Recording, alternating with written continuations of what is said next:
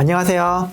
근거를 알려주는 의사 그날의 김영입니다. 신종 코로나 바이러스 2편에서 감염력과 전 세계적인 대유행을 뜻하는 팬데믹 가능성에 대해 말씀드렸었는데요. 이번 2편의 후속편으로 국내 12번째 확진 환자 사례가 시사하는 바에 대해 알아보도록 할게요. 우선 한국에 최초 보고된 환자인 1번 확진 환자는 35세 여성으로 중국 우한에서 출발하여 1월 19일자로 한국에 들어왔는데요. 한국으로 입국할 당시에 열이 38도에 이뤘으며 오한이 있었어요. 검역 당시 현지 병원에서 감기 처방을 받았으며 흉부 엑스레이 사진을 근거로 폐렴이 아닌 것을 입증하려고 하였으나 우한에서 왔다는 사실 때문에 계속하여 신종 코로나 바이러스 감염에 대한 강한 의심을 받게 되었고 다음날 확진되었습니다. 하지만 이번 12번 확진자는 상황이 다른데요. 12번 확진자의 경우 관광 가이드 업무를 위해 일본에 방문했다가 1번 확진자와 같은 일자인 1월 19일에 한국에 돌아왔으나 중국이 아닌 일본에서 우리나라 김포공항으로 입국함으로써 신종 코로나 바이러스에 대한 의심을 피할 수 있었어요. 하지만 일본에서 두 차례 중국 우한에서 관광을 온 관광객들과 이 분들의 운전을 담당한 일본의 관광버스 기사님 그리고 그 버스에 탔던 가이드분께서 감염된 후 이분들과 접촉한 사람들에 대해 추가적인 조사가 시행되었는데요. 12번 확진자의 경우 중국이 아니라 일본에서 한국으로 입국하였기 때문에 특별한 의심 없이 검역을 통과해 국내에 들어왔고 이후 일본 내 확진자로부터 검사를 권유받았다고 하네요. 1월 19일에 국내로 입국한 12번째 확진자는 열 하루가 지난 뒤 일본에서 감염자와 접촉이 있다고 알려왔고 다음 날인 1월 31일에 확진 판정을 받아 현재 격리되어 있습니다만 국내 입국 후 지난 열 하루 동안 접촉한 분들에 대한 2차 감염과 2차 감염자로부터의 3차 감염 가능성 또한 고려해야 하는 상황입니다. 추가로 국내의 2차 감염, 3차 감염 현황을 알아보면 국내 확진자 중 3번 확진자는 우한에서 칭다오를 경유하여 인천공항으로 입국한 뒤 강남 소재의 호텔에 투숙하며 일산 소재의 백화점과 신사동 가로수길 그리고 음식점과 강남 소재 성형외과를 방문하고 한강변을 산책하며 발열이 생긴 이후에도 해열제를 먹으며 다수의 사람들과 접촉하였는데요. 당연한 말이겠지만 사람들이 많은 곳에서 불특정 다수와 접촉할 경우 2차, 3차 감염의 기회가 높아지니 한동안 많은 사람들이 모이는 장소는 피하는 것이 좋습니다. 또한 앞서 말씀드린 12번 확진자의 사례는 시사하는 바가 큰데요. 이제는 중국뿐만 아니라 세계 여러 나라에서 오고 가는 사람들끼리 서로 감염을 시키며 그 속도가 더욱 가속화되어 빨라질 것으로 예상이 되네요. 확진자가 아직 없는 나라에 계시거나 혹은 확진자가 없는 나라로 가시게 되더라도 꼭 주의해 주시기 바랍니다. 현재 신종 코로나 바이러스의 기초 감염 재생산소를 통해 추론해보면 집단의 면역력이 없을 경우 한 명이 약 2명에게 전파를 시킬 것으로 예상이 되며 지난 사스보다 감염력이 낮을 것으로 예상을 하고 있지만 이번 연휴 기간 동안 많은 사람들이 대거 이동을 하며 사스보다 훨씬 빠른 속도로 전 세계로 퍼져나가고 있는데요. 시간이 지날수록 더욱더 전 세계적으로 퍼져나가며 지난 2편에서 언급한 전 세계적인 대유행을 뜻하는 팬데믹으로 진행되어 앞으로 전 세계적으로 중국 내 감염자보다 더 많은 감염자가 나오지 않는다는 보장이 없으니 현재 어느 나라에 계시든 앞으로 어느 나라에 가시든 확진자가 아직 없는 나라라 할지라도 꼭 주의해 주시기 바랍니다. 감사합니다. 여기까지 그날의 김연이었습니다.